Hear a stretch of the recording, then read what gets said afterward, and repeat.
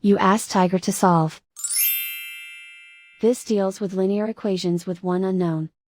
The final result is y equals 3/5. Let's solve it step by step. Group all constants on the right side of the equation. Add 6 to both sides.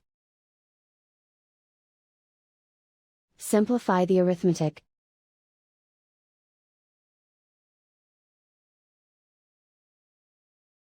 Isolate the y. Divide both sides by 10.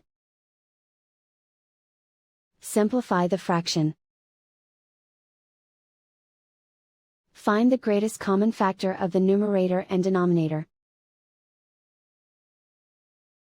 Factor out and cancel the greatest common factor. And so the final result is y equals 3/5.